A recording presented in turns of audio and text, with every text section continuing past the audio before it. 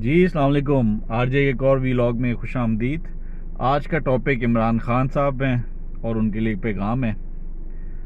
खान साहब के लिए खान साहब ने एक बात दोहराई है जो बार बार वो कहते हैं, और वो बात है, आपने सुनी होगी बात कहते हुए, कि वो कहते हैं कि भाईजान मैं मौत से नहीं डरता, मैं तो अपनी जान भी दे दूंगा, बेशक मेरी जान चली जाए, मैं मरने से भी नहीं डरता।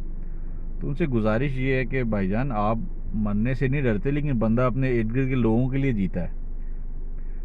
बेशुमार ऐसे लोग हैं जो कि उनको अपनी ज़िंदगी में कोई दिलचस्पी नहीं होती, वो जान लेने से भी नहीं डरते, अपनी मरने से भी नहीं डरते, लेकिन कोई अपने बच्चों के लिए जी रहा होता है, कोई अपनी बीवी के लिए जी रहा है, कोई माँ बाप के लिए जी रहा है, लेकिन किसी वजह से जीते हैं।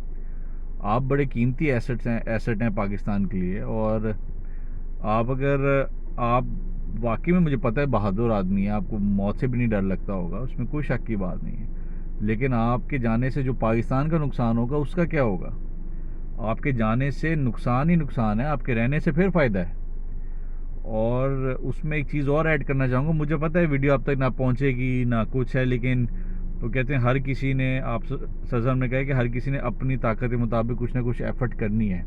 अगर ज़ोर है तो बाजुओं से रोक दो, नहीं तो ज़ुबान से रोको, ज़ुबान से नहीं तो कम से कम दिल में करो, कुछ तो एफर्ट करो।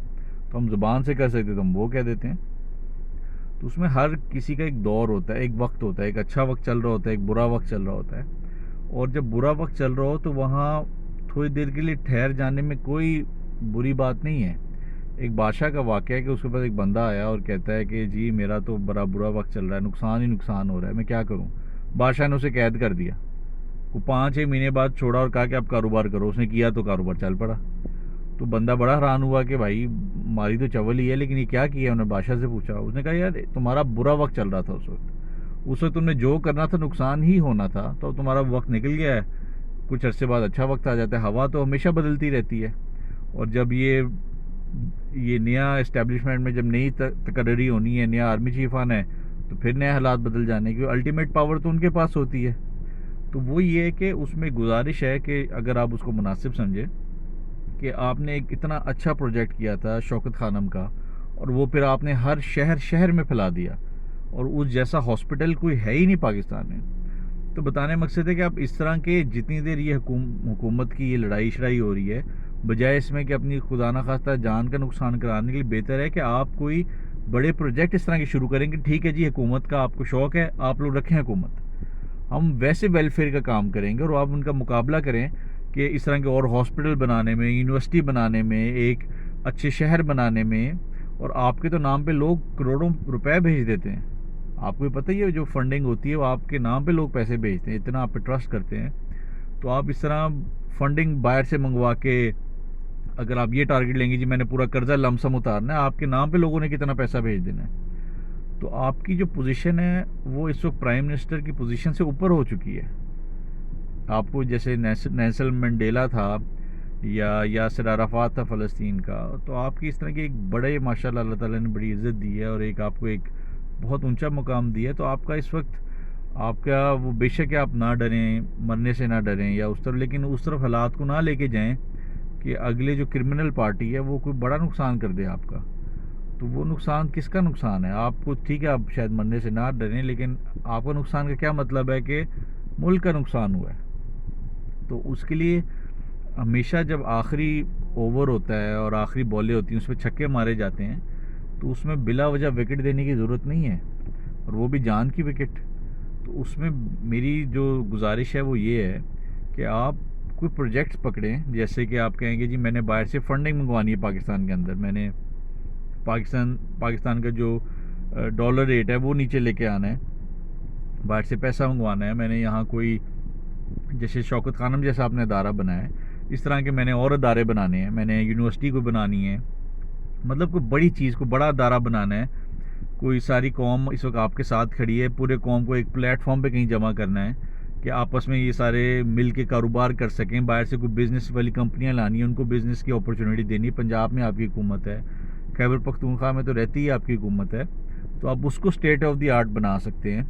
तो उसमें लॉन्गर पिक्चर में देखें आप, अभी ऐसे फील होता है कि आप थोड़ा सा डेस्परेट हो गए हैं और थोड़ी सी ज़्यादती कर रहे हैं मतलब एक ज़्यादा पीछे पड़ गए इस चीज़ के, और उसमें ये है कि उसमें नुकसान का ख़तरा है। और आप बेशक ना डरें, वो बहादुर है, उसमें कोई शक की बात नहीं, लेकिन आपका नुकसान होना, हमारा नुकसान होना है, और वो मुल्क का नुकसान है। तो लिहाजा उसमें सी द बिगर पिक्चर, और बड़ी पिक्चर ये है कि उसमें आप प्रोजेक्ट्स लाएं, डिफरेंट प्रोजेक्ट्स पे काम करें। आप अगर प्राइम मिनिस्टर ही बन जाएंगे तो आप काम तो तब भी यही करने हैं, और आप इन पोजीशंस के मोहताज नहीं। आपको ये बात समझ आनी चाहिए, इन चीज़ों के आप मोहताज नहीं हैं। और आपकी इस वक्त पोजीशन बहुत स्ट्रॉन्ग है कि आपको पता है, जैसे ही आपकी हुकूमत गई है, बाहर वाले लोगों ने यहाँ फाइनेंसिंग करनी बंद कर दी है, उन्होंने पैसे भेजना बंद कर दिया, यहाँ इन्वेस्टमेंट करनी बंद हो गई है।